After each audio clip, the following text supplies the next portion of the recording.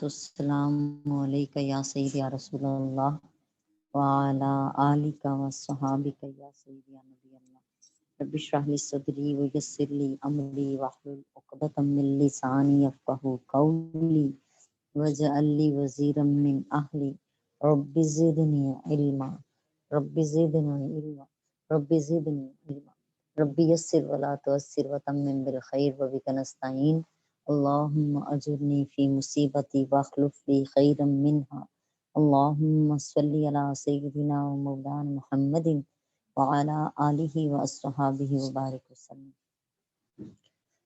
جامعہ دختران اسلام کے ترجمہ القرآن کورس میں آپ سب کو خوش آمدید ہے۔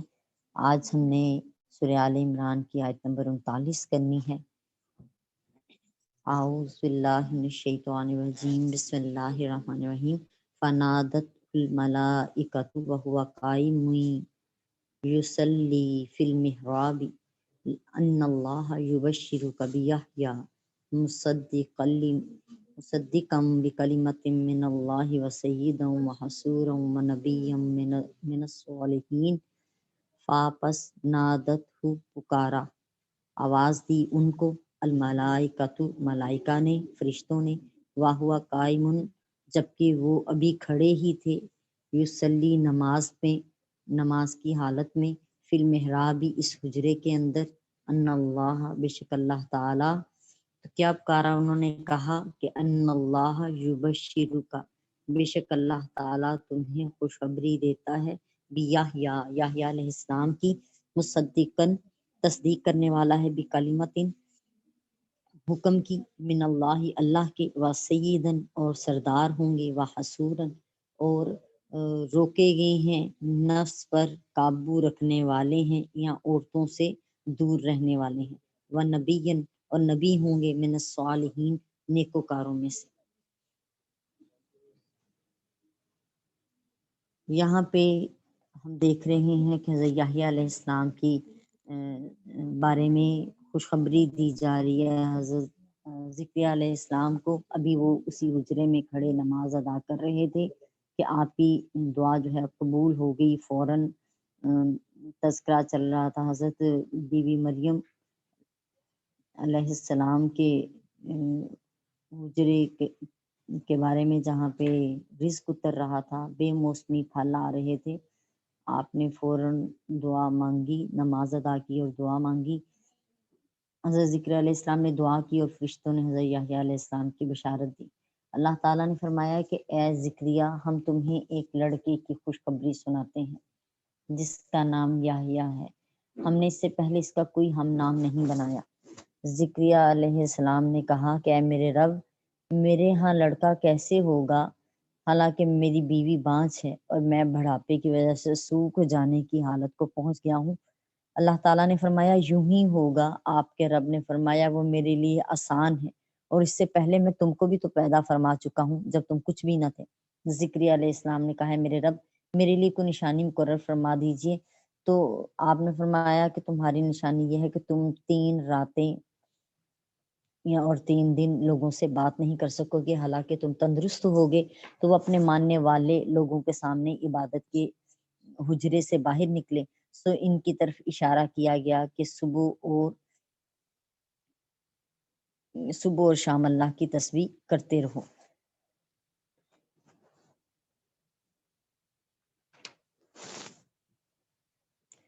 امام احمد اپنی سند کے ساتھ حضرت حارث اشعری سے روایت کرتے ہیں کہ نبی کریم علیہ الصلوۃ والسلام نے فرمایا کہ اللہ تعالیٰ نے یحییٰ بن زکریا کو 5 چیزوں پر عمل کرنے اور بنی اسرائیل کو ان کی تبلیغ کرنے کا حکم دیا تھا۔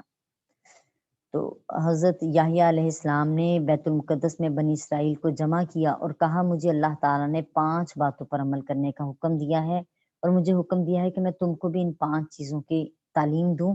ان میں سے پہلی چیز یہ ہے کہ تم اللہ کی عبادت کرو، اس کے ساتھ کسی کو شریک نہ ٹھہراؤ، اور اس کی مثال یہ ہے کہ کوئی شخص اپنے خالص مال سے سونے چاندی کے بدلے میں ایک غلام خریدے اور وہ غلام اپنے مالک کے سوا کسی اور کی خدمت کرے، اور مالک کی آمدنی کسی اور انسان کو، کسی اور شخص کو دے دے، تو تم میں سے کون پسند کرے گا کہ اس کا ایسا غلام ہو؟ اسی طرح اللہ نے تمہیں پیدا کیا ہے، اس نے تم کو رزق دیا ہے، لہٰذا تمہیں اسی اللہ کی عبادت کرنی چاہیے اور اس کے ساتھ کسی کو شریک نہیں ٹھہرانا چاہیے۔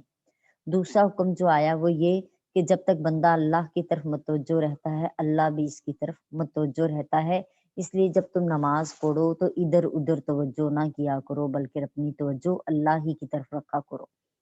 تیسرا حکم جو دیا گیا وہ یہ کہ اللہ نے تمہیں روزے رکھنے کا حکم دیا ہے۔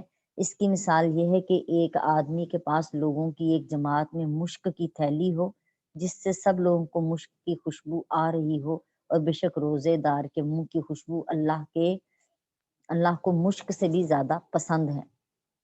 چوتھی چیز جو اللہ نے حکم دیا وہ اللہ تعالیٰ نے تمہیں صدقہ کرنے کا حکم دیا ہے، اور اس کی مثال یہ ہے کہ ایک شخص کو اس کے دشمنوں نے قید کر لیا، اس کی گردن کے ساتھ اس کے ہاتھ باندھ دیے، پھر وہ اس کی گردن اڑانے کے لیے آئے تو اس نے کہا تمہاری کیا رائے ہے میں تمہیں اپنی جان کا فدیہ دے دوں؟ پھر وہ اپنا تھوڑا سا یا زیادہ مال انہیں دے کر اپنی جان چھڑا لیتا ہے۔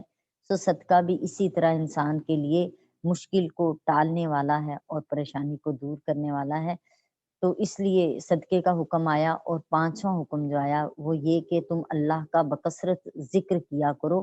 اس کی مثال یہ ہے کہ ایک شخص کو پکڑنے کے لیے اس کے پیچھے اس کا دشمن دوڑ رہا ہے تو وہ ایک مضبوط قلعے میں آ کر قلعے میں بند ہو جائے، اور جب کوئی شخص اللہ کا ذکر کرتا ہے تو وہ ایک مضبوط قلعے میں شیطان سے محفوظ ہو جاتا ہے۔ سبحان اللہ و بحمدہ سبحان اللہ العظیم۔ حضرت حارث اشعری نے کہا کہ نبی کریم علیہ السلام نے فرمایا میں بھی تم کو 5 چیزوں کا حکم دیتا ہوں جن کا اللہ نے مجھے حکم دیا ہے۔ نمبر 1 جماعت کے ساتھ رہنا، نمبر 2 حکم سننا، اور نمبر 3 اطاعت کرنا، نمبر 4 اللہ کی راہ میں جہاد کرنا۔ کیونکہ جو شخص ایک بالشت بھی جماعت سے نکلا اس نے اپنے گلے سے اسلام کا پٹا اتار دیا، الا یہ کہ وہ واپس آ جائے۔ جس نے اور 5ویں چیز تھی جس نے زمانہ جاہلیت کی چیخ و پکار کی اس نے جہنم سے مٹی ڈالی۔ انہوں نے کہا یا رسول اللہ صلی اللہ علیہ وسلم، خواہ اس شخص نے روزے رکھے ہوں نمازیں پڑھی ہوں۔ آپ نے فرمایا خواہ اس نے روزے رکھے ہوں نمازیں پڑھی ہوں اور مسلمان ہونے کا گمان کیا ہو، مسلمانوں کو مسلمان کہہ کر پکارو، کیونکہ اللہ تعالیٰ عز و جل نے اللہ کے بندوں کو مسلمان اور مومن کہا ہے۔ مورخین نے ذکر کیا ہے کہ حضرت یحییٰ علیہ السلام لوگوں سے الگ رہتے تھے، وہ جنگلوں سے مانوس تھے، درختوں کے پتے کھاتے تھے، دریاؤں کا پانی پیتے تھے۔ کبھی کبھی دریاؤں کا پانی پیتے تھے اور کہتے تھے کہ اے یحییٰ تم سے زیادہ انعام یافتہ کون ہے؟ امام بن عساکر نے روایت کیا ہے کہ ان کے ماں باپ انہیں ڈھونڈنے نکلے تو وہ دریائے اردن کے پاس ملے۔ ان کی عبادت اور ان میں اللہ کا خوف دیکھ کر وہ بہت روئے۔ مجاہد نے ذکر کیا ہے کہ یحییٰ بن زکریا ہری ہری گھاس کھاتے تھے اور خوف خدا سے بہت روتے تھے۔ ایک مرتبہ حضرت زکریا سے ان کے بیٹے یحییٰ گم ہو گئے، وہ 3 دن ان کو ڈھونڈتے رہے، بالآخر وہ ایک کھودی ہوئی قبر میں ملے، وہ بیٹھے ہوئے اس قبر میں بیٹھے ہوئے خوف خدا سے رو رہے تھے۔ انہوں نے کہا ہے بیٹے میں تم کو 3 دن سے ڈھونڈ رہا ہوں اور تم یہاں قبر میں بیٹھے رو رہے ہو۔ حضرت یحییٰ علیہ السلام نے کہا کہ اے میرے ابو جان، کیا آپ ہی نے مجھے خبر نہیں دی تھی کہ جنت اور دوزخ کے درمیان ایک جنگل ہے جس کو صرف رونے والوں کے آنسوں سے ہی طے کیا جا سکتا ہے۔ حضرت یحییٰ علیہ السلام نے کہا کہ اہل جنت کی نعمتوں کی لذت کی وجہ سے نہیں سوتے، سو اسی طرح صد یقین کو چاہیے کہ ان کے دلوں میں جو اللہ کی محبت ہے اس کی وجہ سے نہ سوئیں۔ پھر فرمایا ان دونوں نعمتوں میں کتنا فرق ہے۔ وہ بہت زیادہ روتے تھے حتیٰ کہ مسلسل آنسو بہنے کی وجہ سے ان کے رخساروں پر نشان پڑ گئے تھے۔ حضرت یحییٰ کے قتل کے کئی اسباب گزرے ہیں۔ اس زمانے میں دمشق کا ایک حکمران اپنے کسی محرم سے نکاح کرنا چاہتا تھا۔ یحییٰ علیہ السلام نے اس بادشاہ کو اس کام کرنے سے منع کیا، اس وجہ سے اس عورت کے دل میں حضرت یحییٰ علیہ السلام کے خلاف بغض پیدا ہوا۔ جب اس عورت اور بادشاہ کے درمیان شناسائی پیدا ہوئی تو اس عورت نے بادشاہ سے حضرت یحییٰ علیہ السلام کے قتل کا مطالبہ کیا۔ بادشاہ نے حضرت یحییٰ علیہ السلام کو قتل کر کے ان کا سر اس عورت کے سامنے پیش کر دیا۔ اس طرح جو ہے جی ان کا قتل ہوا اور اسی کا تذکرہ انجیل میں بھی آتا ہے۔ اللہ تعالیٰ نے ارشاد فرمایا کہ بے شک اللہ آپ کو یحییٰ کی خوشخبری دیتا ہے جو عیسیٰ کلمت اللہ کی تصدیق کرنے والے ہوں گے، سردار ہوں گے اور عورتوں سے بہت بچنے والے ہوں گے اور نبی ہوں گے اور ہمارے نیک بندوں میں سے ہوں گے۔ حضرت یحییٰ علیہ السلام کے معنی دیکھ لیتے ہیں کہ جی یحییٰ کے معنی ہے زندہ ہونا، زندہ ہوتا ہے یا زندہ ہوگا، یہ اس کے معنی ہیں۔ یحییٰ کے معنی ہے زندہ ہوتا ہے یا زندہ ہوگا۔ اللہ تعالیٰ نے ان کا نام یحییٰ رکھا کیونکہ اللہ تعالیٰ نے ان کو ایمان کے ساتھ زندہ رکھا، یا وہ کلمہ حق کہنے کی پاداش میں قتل کیے جانے کے بعد ہمیشہ کے لیے زندہ ہو گئے۔ اللہ تعالیٰ نے حضرت یحییٰ کو سید فرمایا ہے، اس کے معنی یہ ہیں کہ وہ علم اور عبادت میں سردار تھے۔ قتادہ فرماتے ہیں کہ وہ علم، حلم اور تقوی میں سردار تھے۔ سید کا معنی ہے جو اللہ کے نزدیک کریم ہو۔ اللہ تعالیٰ نے حضرت یحییٰ علیہ السلام کو حسور بھی فرمایا ہے۔ حسور کا معنی ہے جو عورتوں سے خواہش پوری نہ کرتا ہو۔ حضرت ابن عباس رضی اللہ تعالیٰ عنہ بیان کرتے ہیں کہ نبی کریم علیہ السلام نے فرمایا قیامت کے دن یحییٰ بن زکریا کے سوا ہر آدمی کا کوئی نہ کوئی گناہ ضرور ہوگا۔ حضرت یحییٰ علیہ السلام کا عورتوں کی خواہش پوری نہ کرنا اپنی پاک بازی کی وجہ سے تھا، کسی عجز کی وجہ سے نہ تھا۔ انبیاء علیہ السلام ہر قسم کے عیب سے پاک ہوتے ہیں۔ اللہ تعالیٰ آگے فرماتے ہیں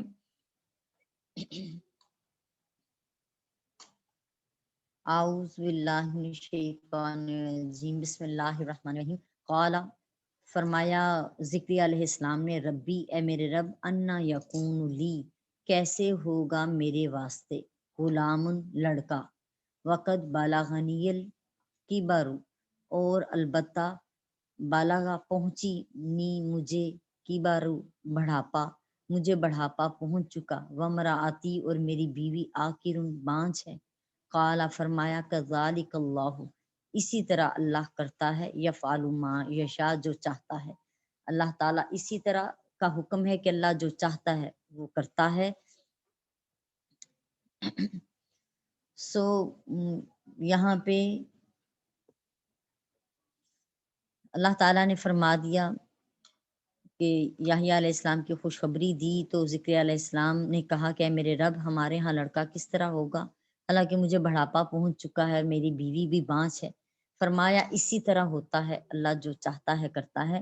اس آیت پر یہ سوال ہوتا ہے کہ حضرت زکریا علیہ السلام نے اپنے ہاں بیٹے کو اس ایسا کیوں سمجھا کہ ایسا ہو، اللہ تعالیٰ اس پر کچھ قدرت نہیں رکھتا؟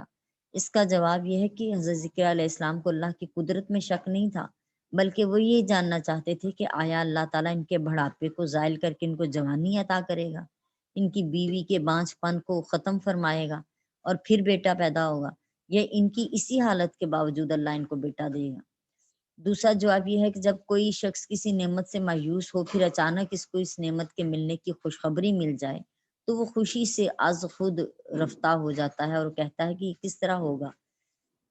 تیسرا جواب یہ بھی ہے کہ انسان کو جب غیر متوقع طور پر کسی نعمت کے ملنے کی خوشخبری ملتی ہے تو اس کے متعلق بار بار سوال کرتا ہے تاکہ جواب میں پھر اس نعمت کے دیے جانے کی خوشخبری دی جائے اور اس خبر کی تاکید اور تقریر ہو اور اسے سن کر مزید اطمینان اور شرح صدر حاصل ہو جائے۔ اگلی آیت میں زکریا علیہ السلام پوچھ رہے ہیں، قال ربی اجعل لی آیا، آپ زکریا علیہ السلام نے فرمایا اے میرے رب میرے لیے بنا دے، اجعل بنا دے، لی میرے واسطے، آیا کوئی نشانی۔ قال فرمایا اللہ تعالیٰ نے، آیتو کا تیری نشانی یہ ہے، اللہ تکلم الناس کہ کلام نہیں کرے گا تو لوگوں سے، ثلاثہ 3 ایام دن کے لیے، الا مگر، رمزہ اشارے سے۔ فرمایا اللہ تعالیٰ نے کہ تیری نشانی یہ ہے کہ تو لوگوں سے 3 دن کے لیے کلام نہیں کر سکے گا مگر صرف اشارے سے کلام کر سکے گا۔ وَاذْكُر رَبَّكَ كَثِيرًا وَسَبِّحْ بِالْعَشِيِّ وَالْإِبْكَارِ، اور ذکر کر تو اپنے رب کا کثیرن بہت زیادہ، وسبح اور تسبیح بیان کر، بالعشی والابکار شام کو بھی اور صبح کے وقت بھی۔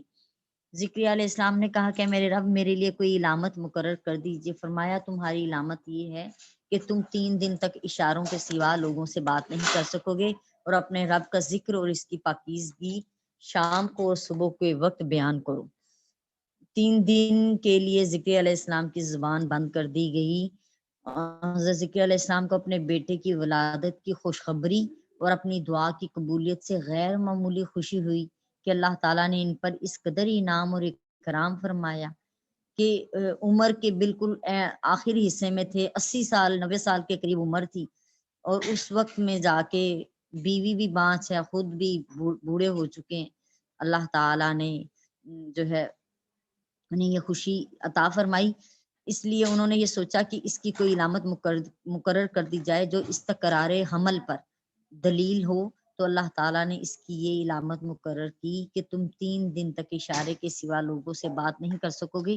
اس آیت میں 3 دنوں کا ذکر ہے، اور سورہ مریم میں بھی اسی کا بیان ہے، اور وہاں 3 راتوں کا ذکر ہے۔ ان دونوں سے معلوم ہوتا ہے کہ 3 دن بھی تھے اور 3 راتیں بھی تھیں۔ اس علامت کا بیان یہ ہے کہ اللہ تعالیٰ نے ان کی زبان کو 3 دن اور 3 راتوں تک لوگوں سے بات کرنے سے روک دیا۔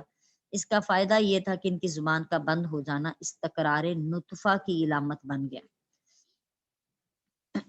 دوسرا فائدہ یہ ہے کہ دنیاوی امور میں باتیں کرنے سے اللہ تعالیٰ نے ان کی زبان کو بند کر دیا، اور تسبیح و تحلیل اور اللہ کا ذکر کرنے پر ان کی زبان کو قدرت دے دی۔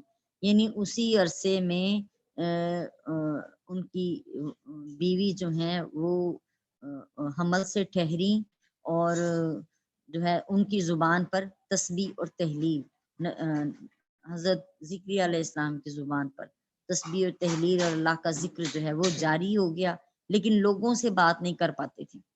اس طرح یہ ایک چیز استقرار حمل کی علامت بھی بن گئی، اور اس نعمت پر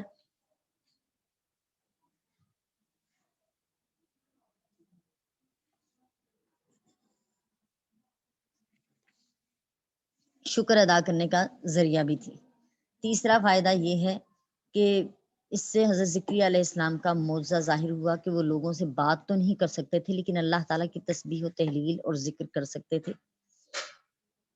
کیونکہ یہ بتا دیا گیا تھا کہ جب حمل ٹھہرے گا تو اس وقت آپ کی زبان بند ہو جائے گی۔ حالانکہ ان کا بدن صحیح اور سلامت تھا، اور پھر بعد میں ایسا ہی ہوا، تو یہ ایک اور معجزہ قرار پایا۔ اس آیت کی دوسری تفسیر یہ بھی ہے کہ اللہ تعالیٰ نے استقرار حمل کی علامت یہ بیان فرمائی کہ تمہیں یہ حکم دیا جائے گا کہ تم لوگوں سے 3 دن اور 3 رات باتیں نہ کرو، اور تسبیح و تحلیل اللہ کے ذکر اور اس کے شکر ہی ادا کرتے رہو۔ لوگوں سے بات کرنے کی اگر ضرورت پیش آئے تو اشاروں سے بات کرو۔ اللہ تعالیٰ کی طرف سے اس حکم کا آنا استقرار حمل کی علامت ہوگی۔ رمز کے معنی ہیں جی حرکت کرنا، اور یہاں رمز سے مراد اشارہ کرنا ہے۔ جو آیت میں آ رہا ہے وہ اشارہ کرنا ہے، خواہ اشارہ ہاتھ سے ہو، سر سے ہو، بھووں سے ہو، آنکھ سے ہو، ہونٹ سے ہو۔ اس آیت میں فرمایا ہے کہ اپنے رب کا بکثرت ذکر کرو شام کے وقت میں اور صبح کے وقت میں۔ تو یہ دو اوقات جو ہیں تسبیح، یعنی جبکہ ذکر بھی ذکر ہے اور تسبیح بھی کرنا اللہ کا ذکر ہی ہے۔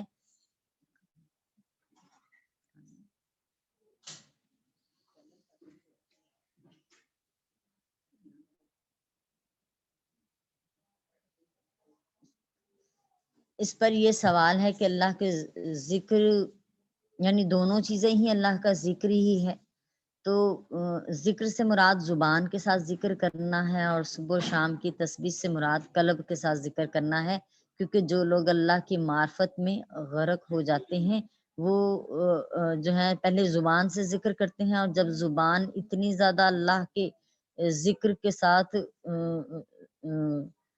کثرت سے زبان ذکر کرتی ہے تو دل منور ہوتا ہے، اور جب دل ذاکر ہو جاتا ہے تو پھر دل جاری ہو جاتا ہے، پھر دل کا ذکر شروع ہوتا ہے۔ تو یہاں پہ صبح اور شام جو ہے اللہ اس کی تسبیح سے مراد ایک معنی نماز پڑھنا بھی لیا گیا ہے کہ صبح میں اور شام میں نماز ادا کرو۔ اعوذ باللہ من الشیطان الرجیم، بسم اللہ الرحمن الرحیم۔ آیت نمبر 42 ہے، وَإِذْ قَالَتِ الْمَلَائِكَةُ يَا مَرْيَمُ إِنَّ اللَّهَ اصْطَفَاكِ وَطَهَّرَكِ وَاصْطَفَاكِ عَلَى نِسَاءِ الْعَالَمِينَ اور اس جب قالت الملائکۃ فرمایا کہا فرشتوں نے یا مریم اے مریم علیہ السلام نے فرمایا کہ اے مریم ان اللہ اصطفاکی کہ بے شک اللہ تعالیٰ تمہیں چن لیتا ہے وطہاری کا اور تمہیں چنتا ہے، اللہ نے تمہیں چن لیا ہے اور تمہیں پاک کر دیا ہے اور برگزیدہ کیا ہے، وصطفاکی اور برگزیدہ کر دیا ہے علی نساء العالمین تمام جہان کی عورتوں پر۔ اعوذ باللہ من الشیطان الرجیم بسم اللہ الرحمن الرحیم۔ اس سے پہلی آیت میں اللہ تعالیٰ نے حضرت زکریا علیہ السلام کا ذکر فرمایا تھا جنہوں نے حضرت مریم علیہ السلام کی کفالت و پرورش کی تھی، اور اب اس آیت میں خود حضرت مریم علیہ السلام کا ذکر فرمایا ہے جن کی انہوں نے پرورش کی تھی۔ اس آیت میں فرمایا کہ جب فرشتوں نے کہا ہے مریم، یہاں فرشتوں سے مراد حضرت جبریل امی علیہ السلام ہے، اور ان کو فرشتوں کی جماعت سے اس لیے تعبیر کیا گیا ہے، یعنی جمع کا صیغہ اس لیے استعمال کیا گیا کہ ان میں تمام فرشتوں کے کمالات موجود ہیں، اور اس کی دلیل یہ ہے کہ سورہ مریم میں اللہ تعالیٰ نے فرشتوں کی بجائے حضرت جبریل امی علیہ السلام کا ہی ذکر فرمایا۔ سورہ مریم کی آیت نمبر 17 ہے، اور ہم نے ان کی طرف اپنے فرشتے جبرائیل کو بھیجا تو وہ مریم کے سامنے مکمل بشر کی صورت میں آئے۔ اللہ تعالیٰ نے حضرت جبریل امی علیہ السلام کو حضرت مریم کی طرف بھیجا اور ان کی طرف وحی نازل کی، اس سے یہ شبہ نہ کیا جائے کہ حضرت مریم نبیہ ہیں، کیونکہ اللہ تعالیٰ نے نبوت تو صرف مردوں کے لیے مخصوص رکھی ہے۔ اللہ تعالیٰ نے سورہ یوسف کی آیت نمبر 109 میں ارشاد فرمایا ہے، اور ہم نے آپ سے پہلے بھی مردوں کے سوا اور کسی کو رسول بنا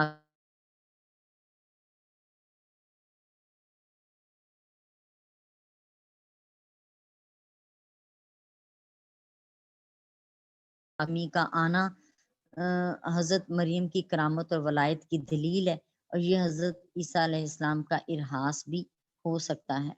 اس آیت میں حضرت مریم کی 3 فضیلتیں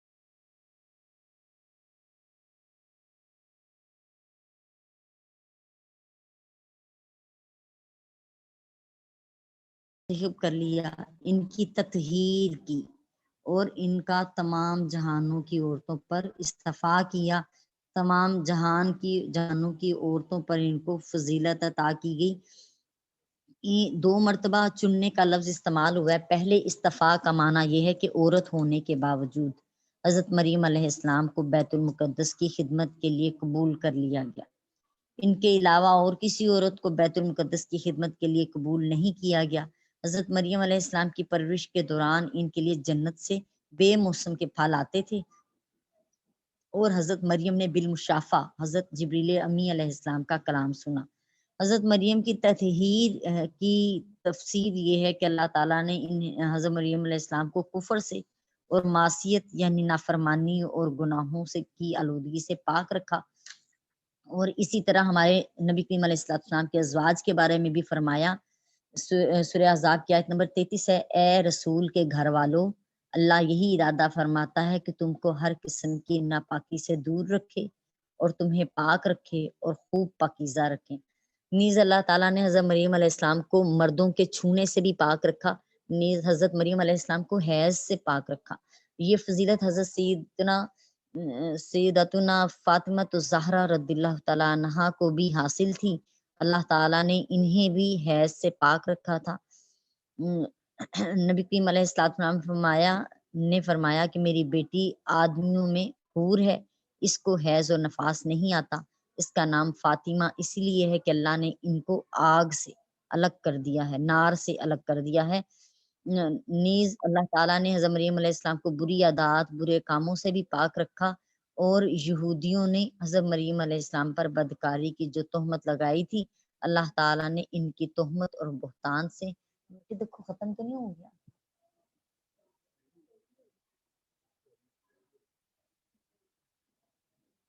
برے کاموں سے اللہ تعالیٰ نے مریم علیہ السلام کو بری عادتوں اور برے کاموں سے پاک رکھا، اور یہودیوں نے حضرت مریم علیہ السلام پر بدکاری کی جو تہمت لگائی تھی، اللہ تعالیٰ نے ان کی تہمت اور بہتان سے مریم علیہ السلام کو پاک اور بری فرما دیا۔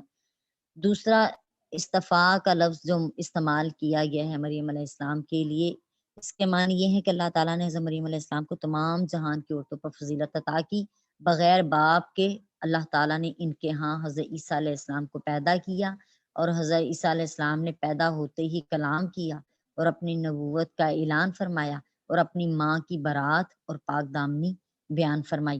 حضرت قرآن پاک میں بھی جن دو خواتین کا جو کہ کامل ایمان والی بیویاں تھیں، ان کا تذکرہ اللہ تعالیٰ نے فرمایا ہے۔